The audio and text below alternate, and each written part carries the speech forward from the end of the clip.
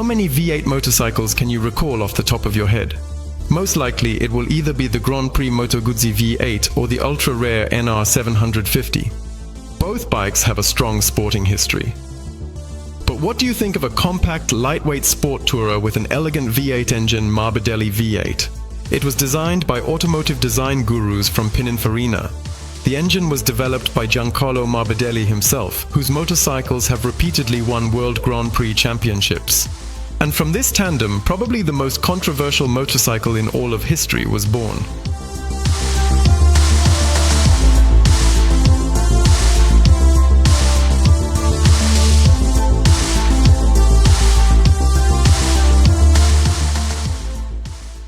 Giancarlo Morbidelli was born in 1934 into a family of farmers, and at the age of 16 started working as a mechanic at a factory producing woodworking machinery. In the late 1950s, he founded his own woodworking company. Later, having become a self-made businessman, Giancarlo steps away from the industry's global leader.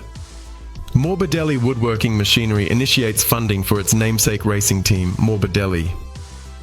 His sport motorcycles won 3 World Cups in the 125 category in the mid-70s.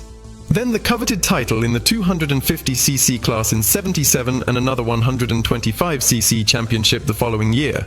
However, Morbidelli's fortunes declined when his 500cc inline 4s proved to be less triumphant, and by the beginning of the 1980s, his name had disappeared from racing. Perhaps Morbidelli got used to the taste of victory, and the time spent away from the spotlight stimulated him to create his dream motorcycle in the mid-80s. After 10 years of development, the motorcycle was presented to the general public. The costly 8-cylinder bike proved to be unprecedented. The Morbidelli V8 was designed to challenge names like Ducati and Bimota, but with an unparalleled combination of sportiness and comfort. Giancarlo wanted to create an exclusive sport tourer that would set him apart from everyone else. Perhaps that's why when designing the exterior, he sought Pininfarina, known for styling Ferrari and Alfa Romeo during that period of time. They made a motorcycle design so exclusive that public opinions were sharply divided. The first prototype, shown in 1994, resembled a fusion of an early Star Wars starfighter and a jet ski. Two-tone color scheme and twin headlights reminded many of Raccoon, creating negative association for some. Such a sharp public reaction to the motorcycle's appearance forced the company to postpone serial production for several years and conduct a restyling of the motorcycle. Another matter, Morbidelli engine. It was truly beautiful, compact, lightweight, and like nothing else. Basically, it was a smaller jewelry-like version of the renowned Cosworth V8, and this name already speaks volumes. The 8-cylinder V-shaped liquid-cooled engine had a displacement of 847 cc, a cylinder bank angle of 90 degrees, and a maximum power of 120 GP at 11,000 revolutions per minute. And it was set up not as a sports bike, but more like a gentleman's sport tourer. The engine was light, quiet, and very smooth. A 32-valve engine created a captivating mix of power and balance. The motorcycle, weighing 200 kilograms, could accelerate up to 250 kilometers per h. What a sound it was in those years.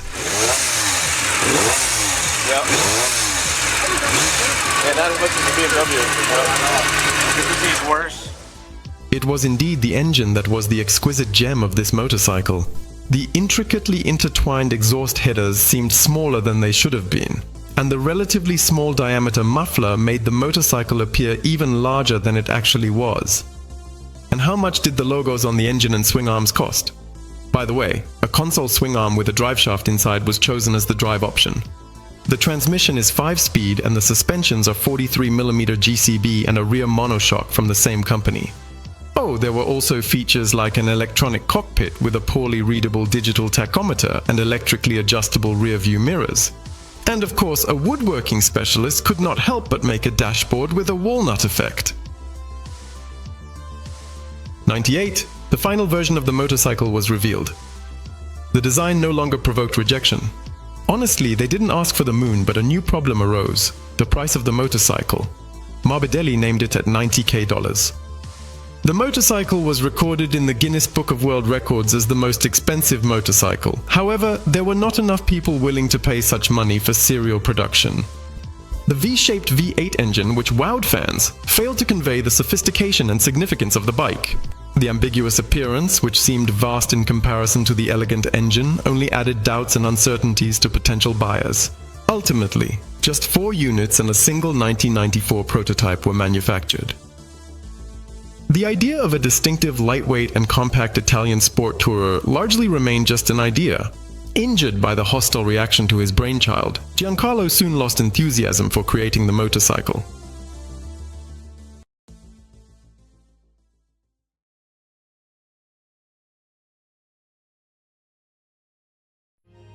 During the 70s, you, a wealthy British aristocrat, no less than a lord and a baron, have a strong passion for motorsport. Using your own money, with the clear intention to have fun, you establish your own racing company. Along the way, you showcase wealth and extravagance on the track, such as helicopter flights, Rolls-Royce cars, and 5-star hotels, long before extravagance became the norm in Formula One. In a few years, this whole party will come to an end and you will start looking for a new hobby. How would you continue a racing career like this? Of course, by establishing your own motorcycle manufacturing company to give a boost to the declining British motorcycle industry.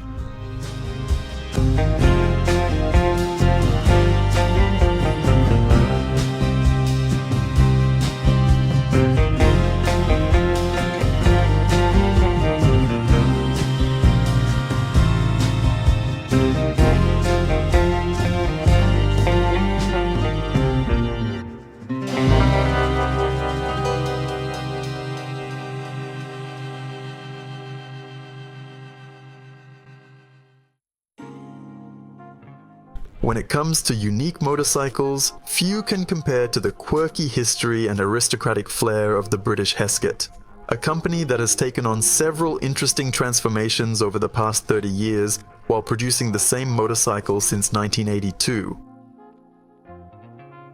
In the 1980s, the British motorcycle industry was virtually non-existent. It was a lifeless body, persisting long after it should have been relegated to obscurity. Royal Enfield, BSA, and Velocity ceased to exist in the early 70s. Norton disappeared with Norton Willys Triumph in 1978. Triumph still maintained its existence within the Meriden Motorcycle Cooperative, continuing to produce outdated models that were sold to nostalgic buyers who willingly turned a blind eye to the evident poor quality control implemented by the company. Hesketh entered the market with the intention of reviving the dying British motorcycle industry. Lord Alexander Fermar Hesketh, the third Baron Hesketh, fresh off his Formula One campaign, aimed to introduce a high-quality product that would put Britain back on the map for motorcycle manufacturing. Since the middle of the 1970s, he visualized this task in the form of a custom-made, superbly crafted, fully modern machine that would disrupt the dull British industry. Hesketh, according to the company, was meant to be the successor to the acclaimed lineup of fast, superbly built British Vincent motorcycles. Or, as some put it, to become the two-wheeled Rolls-Royce. That would truly be a gentleman's bike. In the year 1980, a highly promising new motorcycle was developed. The new bike showcased a 90-degree V-twin engine with a displacement of 992 cubic centimeters, air cooling, and a modern design meticulously created by British engine specialists hailing from Westlake. It was advertised as the first British with dual overhead camshafts and 4 valves per cylinder. For perspective, the closest competitor in specs would have been the 82 Triumph T140. Generated a total of 82 horsepower. These are quite decent numbers for a substantial push during the early 1980s. Fuel was supplied by Delorto carburetors, ignition spark from an electronic ignition system.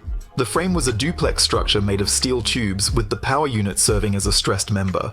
Marzocchi suspension was used at both ends, complemented by Brembo brakes. The appearance was understated yet modern. The initial generation was distinctive in that it had a group of stamped wheels. Instead of casting or forging, the wheels are composed of a rim connected to stamped metal spokes. Pay attention to the row of rivets. On paper and in photos, everything looked good. For that era, it was a beautiful with good technical specifications. He was definitely much more modern than anything that had been produced in Britain up to that point in time. Road tests showed that he was quite powerful and smooth. Production started in Daventry in 1982 at a cutting-edge facility, where state-of-the-art CNC milling machines and a computer-controlled quality control system were utilized for the manufacturing process. However, There were a few problems. Despite having good power, the performance was not sufficient. Mainly due to its heavy weight of 244 kilograms, periodic reviews were favorable but overall lukewarm, describing the V1000 as a stable bike with sufficient power and good brakes, but overall quite heavy. The company brochure was filled with polite but weak praises from the initial reviews. Soon after its market debut, issues arose with the gearbox, U-shifting, and poor cooling of the rear cylinder. Furthermore, the company operated on borrowed funds. Lord Hesketh failed to secure necessary investments for the project during this time. Instead of having sufficient external investments, he independently established and financed the company, which resulted in a financial collapse of the operation.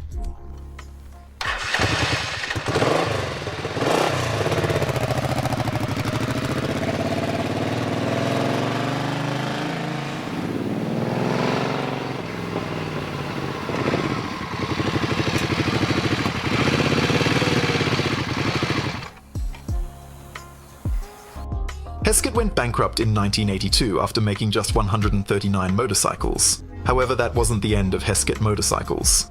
In 1983, Lord Hesketh relaunched the brand and introduced a new model, the Vampire, a fully fared V1000 sport touring motorcycle. Only 40 were built. The ugly style, mediocre reviews, and constant reliability issues led to Hesketh meeting its demise for the second time in '84.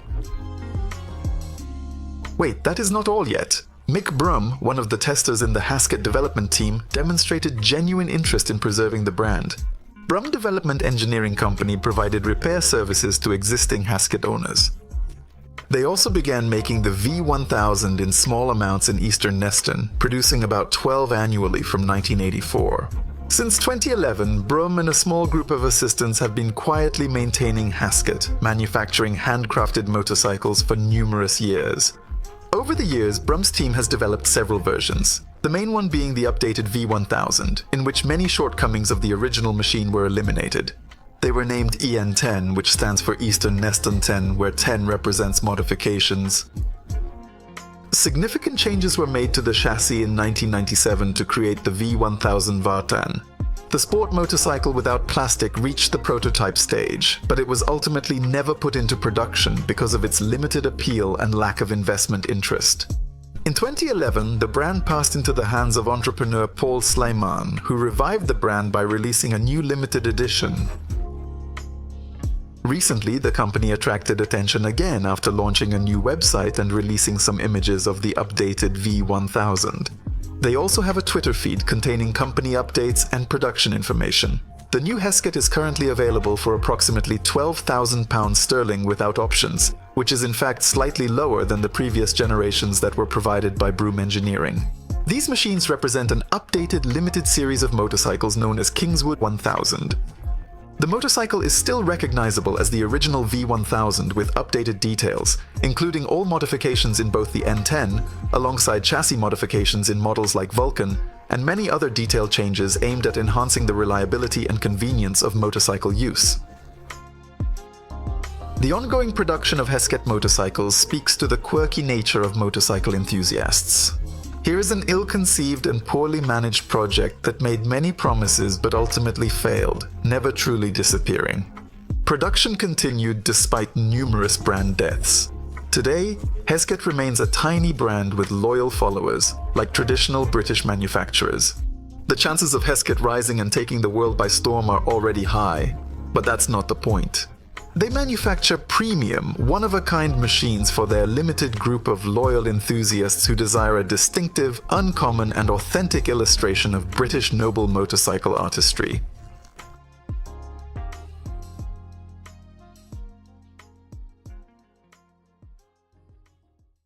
In the late 60s, when the history of modern hyperbikes was just beginning with the arrival of the German 80-horsepower Mammoth TTS, there existed a 100-horsepower rotary alternative. The most powerful motorcycle that money could buy, the Veen OCR 1000 owned by Dutch magnate Hendrik van Wijn, featured a car-like two-section rotary engine with a displacement of 1000 cc and over 100 horsepower. The innovative design of this bike would later be successfully copied by other manufacturers. Just below 40 units were made, each priced at €40,000 upon release.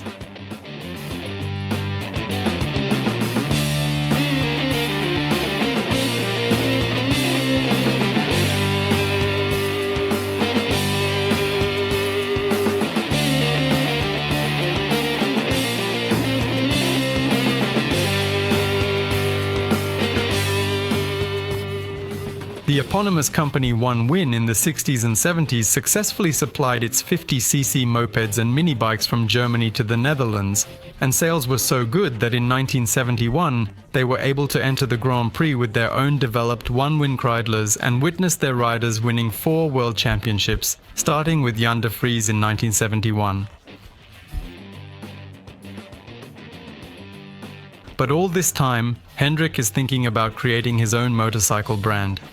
He creates the first prototype based on the 1000cc engine of the Mazda Cosmo in the frame of the Moto Guzzi V8. The result was impressive, and Veen decides to put the motorcycle into production, but using the NSU engine produced by Komodo in the Netherlands. For this, he assigned the design task to one of his racers, Joe Schergers.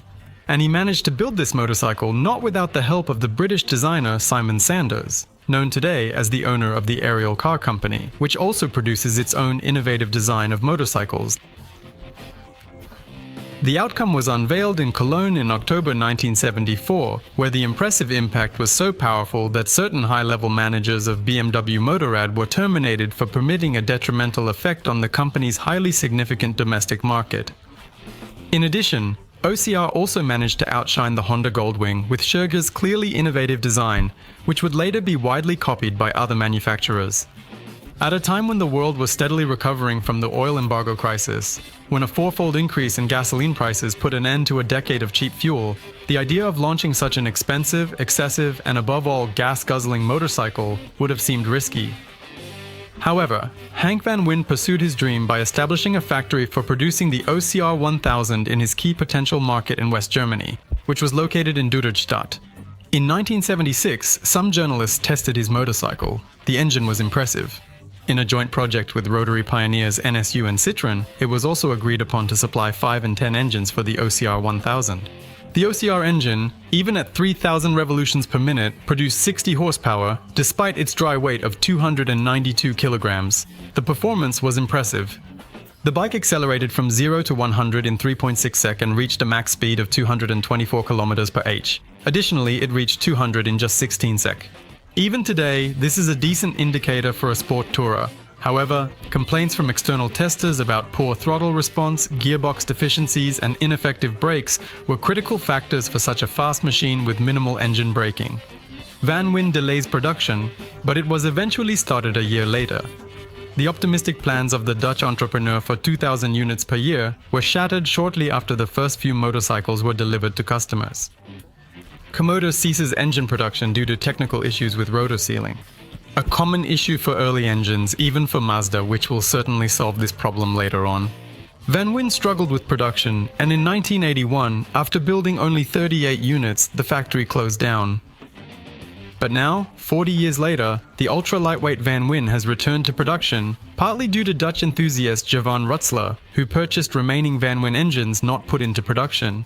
From this, he assembled the Van Wijn OCR 1000-39 for himself, but had no intention of doing anything until he met Andries Willinga, based in the neighboring northern city of Holland, a restorer of classic Citroën cars, including, of course, the very rare GSB rotor. Together, they decided to construct 10 more original and authentic models of the OCR 1000. They restored absolutely everything, starting from the digital design and ending with a full stock of original parts and the supply of small details. Almost everything found except for steel tubular frame to be manufactured by Nico Becker, same as original. From this perspective, new OCR not replica, but continuation of original production. Even the aluminum wheels by Ronald were present, which were extremely futuristic at that time, as everyone was riding on spokes. There was also an original 42mm fork with horse internals and a Brembo braking system with dual piston subcalipers on 280mm brake discs. I suppose at that time they were dealing with a braking issue. Back then, all of this was extremely important and partially justified the high price. The motorcycle was exclusively produced in the company's black and green design, a standout feature used by the team's racers. The delivery time is 3 months, and only 10 units will be built, 4 of which have already been sold. The number reflects the remaining engines in stock, in which, by the way, rotor problems were solved thanks to Mazda's solutions. Now a bit about the handling qualities. The engine, powered by 2 Solex carburetors, is very smooth with no vibrations and a distinctive rotary sound, something in between 2 strokes and 4 strokes.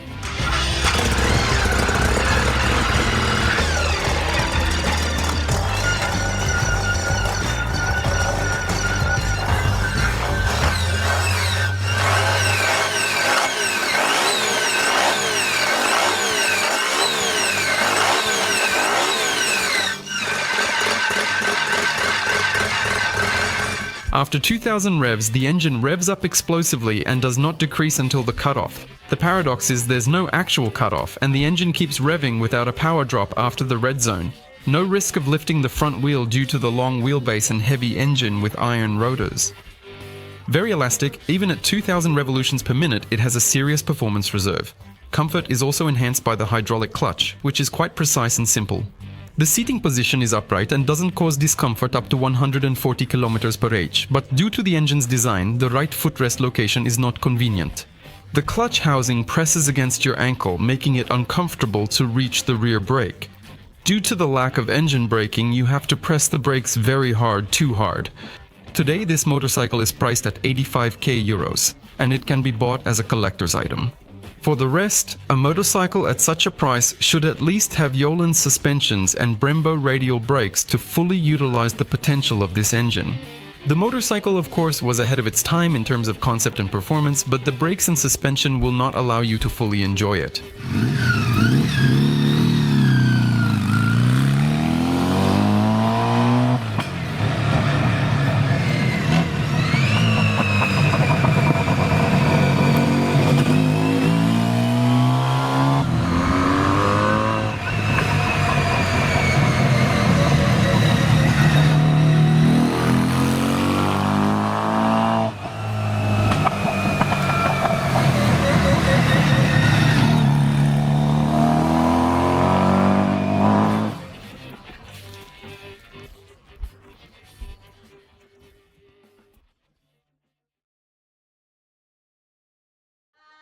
The standard concept of a motorcycle, where the engine is rigidly mounted in the frame, has unquestionably existed from the very roots of Harley and Indian to our present day.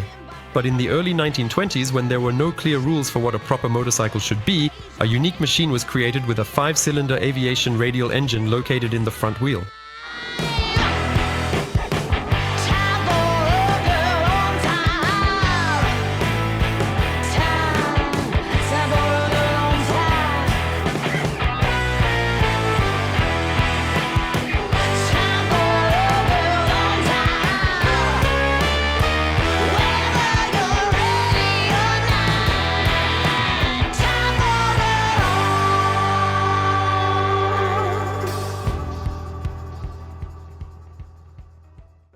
Any rally car driver will confirm that when it comes to questionable road surfaces, front-wheel drive, in this case compared to rear-wheel drive, is unmatched.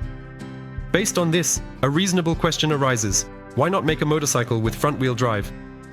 A group of 3 German engineers, Hans Meixner, Fritz Cockerell and Otto Landgraf, founded the company Megola in 1921, which got its name by taking the first 2 letters from each of the founders' last names.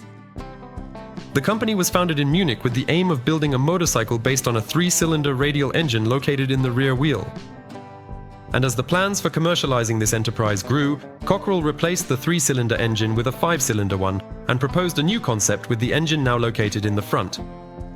However, this was not the first attempt at a front-wheel drive motorcycle, as the British firm Radco released an unsuccessful prototype in 1919. Megola was merely the first production motorcycle with front-wheel drive. Of course, such an idea had many complicating factors, and one of the main ones was making the engine transmit power to the drive wheel while simultaneously controlling it. But Fritz Cockerell didn't even think that he wouldn't be able to overcome all these nuances with smart solutions. And now, more details about the motorcycle and its design. So, thanks to the placement of the power unit in the front wheel, the engineers conveniently bypassed the problem of transmitting power to the steering wheel.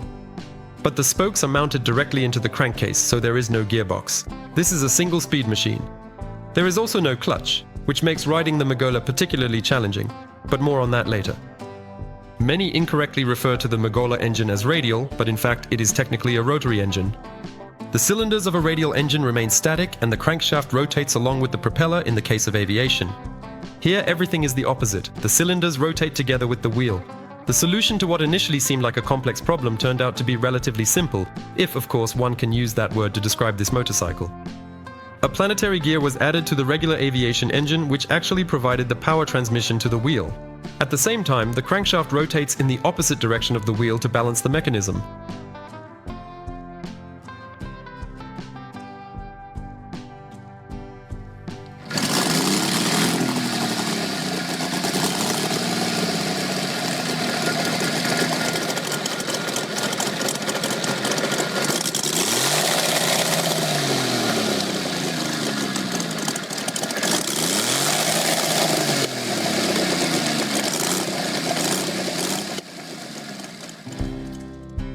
But this was just the first problem that the German craftsmen faced. Just think about how to supply such an engine with fuel and lubrication, not to mention the exhaust system or the spark delivery. Cockerell's solutions are both inventive and elegant. Lubrication is supplied to the crankcase from a 4-litre tank mounted on the left side of the front fork by gravity. Next, the oil pump, driven through bevel gears from the magneto, which in turn is attached to the planetary gear and generates the spark, provides lubrication. On the right side of the fork, there is a fuel tank similarly positioned, which operates on the same principle as the oil tank and ensures a regular supply of fuel. The main tank is located inside the steel monocoque frame. Also, thanks to the engine placement, cooling was not an issue, and each of the 5 cylinders had its own carburetor and exhaust.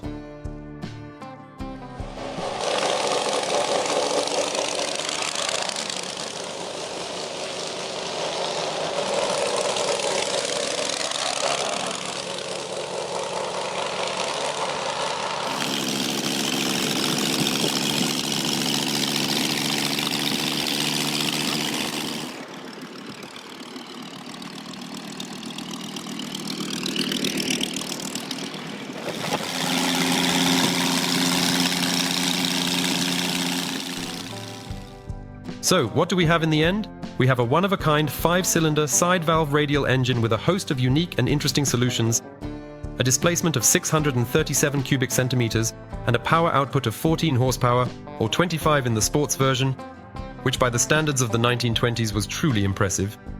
Megola produced 2 models, the touring version with a steel frame, full spring front and rear suspension, and an atypical but very comfortable bucket-shaped seat, and the dry sport version with a high-performance 25 horsepower engine, and believe it or not, the Megola Sport was a semi-successful racing machine. Without a clutch, gearbox and front brake. At the rear, by the way, there was a regular drum brake. It wasn't particularly useful for road surfaces, but it was perfect for oval dirt tracks. At that time, Megola was working with racer Toni Bauhofer, who even defeated the BMW factory team and won the national championship in 1924. All of this is wonderful, of course, but using this motorcycle on public roads turned into agony. The motorcycle could only be started by rotating the front wheel. This could be done by placing the front wheel on a stand and spinning the front wheel with your boot, or simply by push starting it, but there's an unpleasant aspect here as well. Remember, there's no clutch, so you need to jump onto the motorcycle immediately to prevent it from taking off without you. At the same time, you need to precisely control the throttle, as the motorcycle accelerates equally easily from the lowest to the highest RPMs. There is only one gear. You also need to keep an eye on the position of the front wheel to ensure it is always straight, otherwise you risk losing your shoulder joints and control of the motorcycle, as all the torque will be transferred to your hands, and the motorcycle will inevitably try to topple you over. For the same reason, when you open the throttle, you almost completely lose the ability to go anywhere except straight. One journalist put it this way: you won't truly understand the real meaning of the word understeer until you ride a Megola. In the end, only one question remains. Why was it necessary to build such a strange machine? A motorcycle with such complex solutions, which had not been seen before, to the extent that the final product barely exists as a motorcycle. The only justification is that Cockerell, like many other creative inventors of that time, occasionally stepped outside the bounds of conventional norms.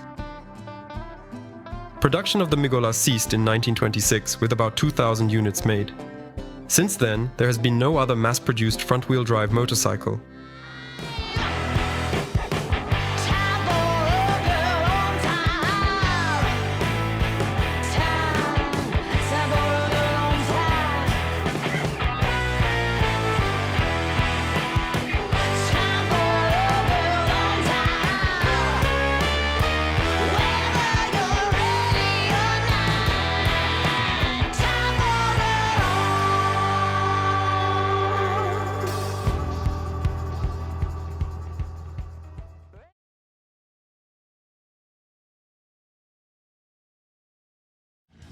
Today, almost everyone interested in motorcycle themes knows that BMW has long been famous for its signature opposed twin engine. In the 90s, to regain superbike racing glory, this company built a secret vehicle based on the legendary Boxer with telelever-paralever suspensions, and importantly, a desmodromic timing mechanism for enhanced performance.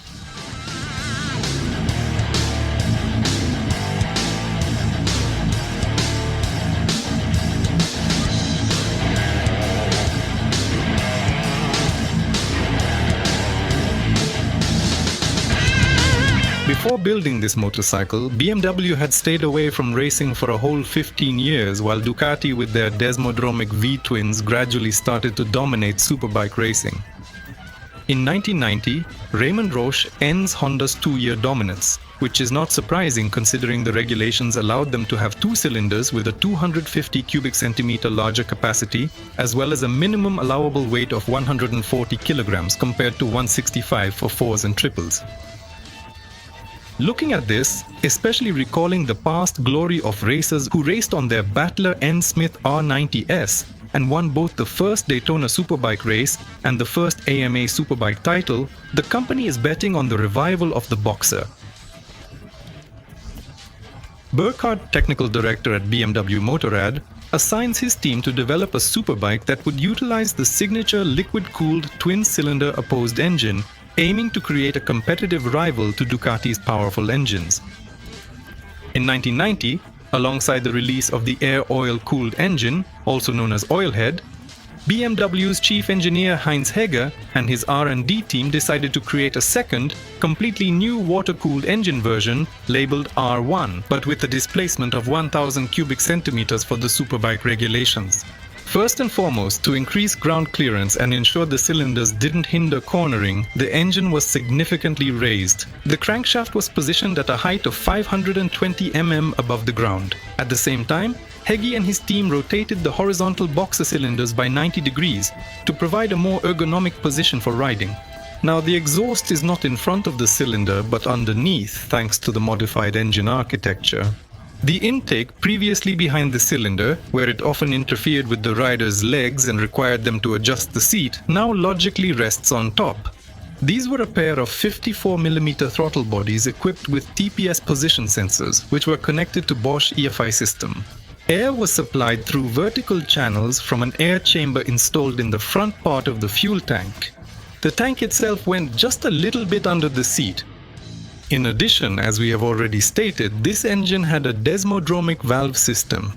Burkhardt insisted on the drivetrain, as he had previously worked with the Mercedes-Benz W196 GP, which utilized this system and was an ultra-successful machine in the 50s. Gale was convinced that it was thanks to the desmodromic design, its reliability, and the high revs, meaning more power, that Ducati's team managed to dominate in races. It was the sole alternative to the traditional spring system, as pneumatic drive had not been utilized in motorsport, and constructing such a motorcycle implied its mid-range model, which would be an expensive luxury with pneumatic drive.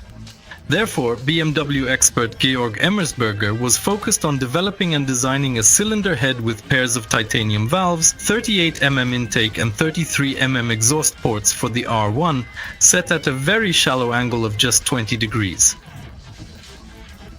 The crankshaft, to which a pair of Pankel titanium connecting rods were attached, each of which had forged Marley pistons with 2 rings, had a half-intermediate shaft installed beneath it. This in turn resulted in the fact that double chains were used to operate the 2 lower exhaust camshafts, and the secondary chain of each head drove the starter lever. Modular layout copied conical drive in Rainsport 500 Boxer GP engine from BMW, which placed second in 1956 GP World Championship and won 19 GP titles in 21 years. Last year he won 19 titles.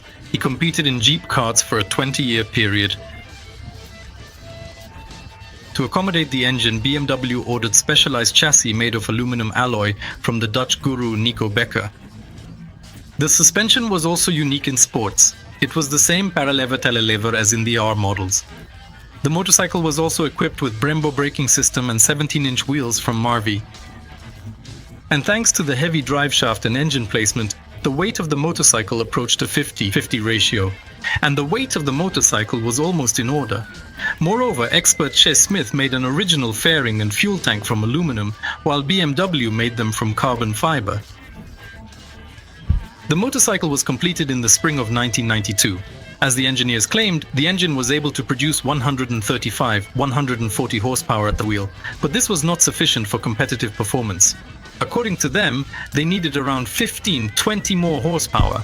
But the real reason why this motorcycle remained a museum exhibit was the vibration. The engine felt lively with a smooth and soft revving, but at around 10,500 revolutions per minute, vibration increased, leading to a risk of cracks forming in the frame. And although this was not identified during testing, the project was still cancelled because competing with such vibration was simply impossible. Lastly, some info on the motorcycle's track behavior. The front telelever fork made it challenging to handle the motorcycles in turns at low speeds. But when braking, it actually helped, as this type of suspension never dives like telescopic forks, for example. Also, the motorcycle is not particularly convenient on corners due to the high-mounted opposed engine, despite the trendy frame from Becker. There were also easily solvable yet still problems with cooling, because the small radiators on the sides of the engine barely coped with their task. Even in cool weather, the engine temperature was around 100 degrees, and on straightaways it stayed at 90 degrees. A production model would require, at the very least, additional forced cooling. Otherwise, the motorcycle was fully competitive. Furthermore, later the Superbike regulations were modified, and all engine types were assigned a minimum weight of 165 kilograms. And considering the fact that the winning prototype of the 1992 Ducati produced 134 horsepower, it is quite possible that we lost a potential winning motorcycle. And if BMW had completed this project, so to speak, rounded all the edges, it would have been interesting to see Ducati's reaction when another two-cylinder desmodromic racer, a German one, appeared on the market.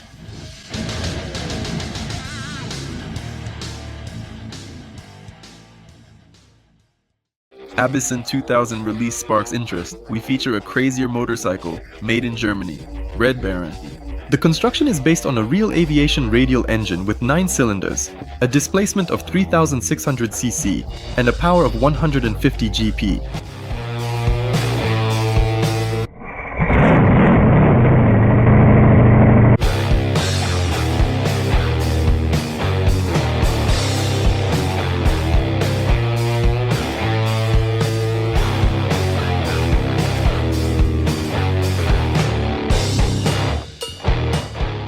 When motorcycle enthusiasts say that loud pipes save lives, I don't think they imagine the Red Baron, a crazy two-wheeled machine powered by a real aviation engine. A beast, a monster, a crazy mix of heaven and earth, but also very loud.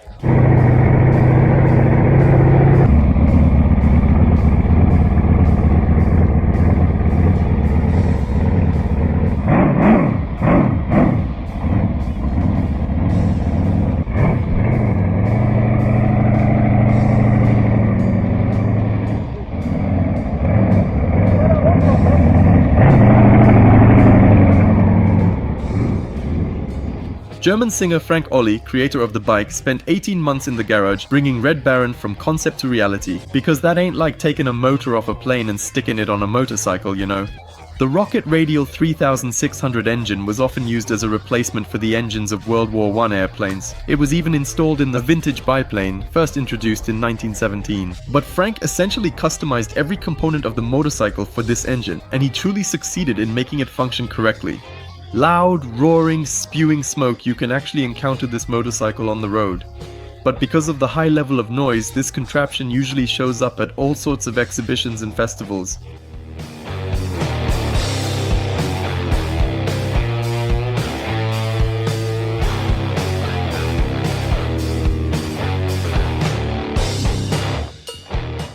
Traditionally, some technical specs of the Rotok radial engine, volume of 3,600 cc, 9-cylinder, 4-stroke, 2 valves per cylinder, power of 150 GP. The engine weighs 125 kilograms. It consumes 27 liters per hour, with the handle 75% open. A 5-speed transmission from Harley-Davidson. Brake discs are also from Harley-Davidson. Also, in front of the engine, there is a 4-blade propeller, which, besides being decorative, serves the purpose of cooling. The motorcycle is adorned with original airbrushing and has a unique decorative fuel tank with the inscription Rotor Baron.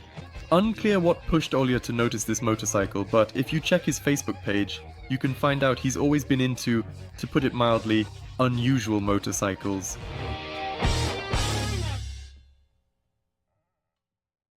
The Moto Guzzi V8 or the Otto motorcycle was developed by Giulio Cesare Carcan specifically for the Moto Guzzi racing team for the 1955 to 1957 Grand Prix seasons.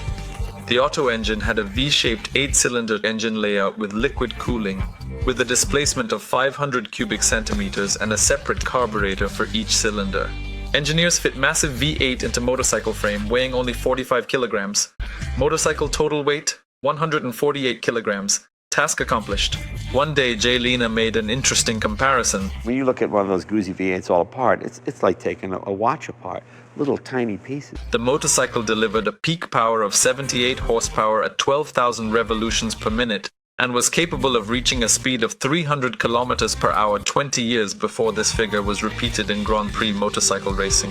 By the year 1955, Moto Guzzi had already demonstrated its engineering expertise by designing motorcycles with different types of engine setups.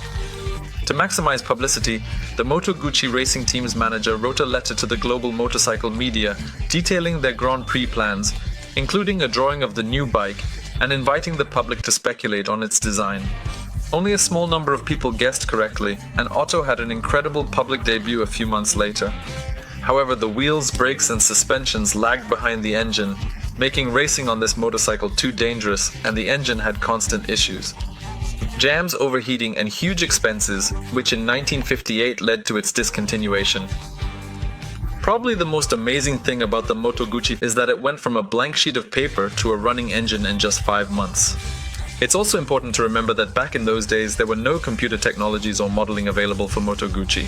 Carcana sat at the table with a pencil, paper, and a calculator, and everything else happened in his head.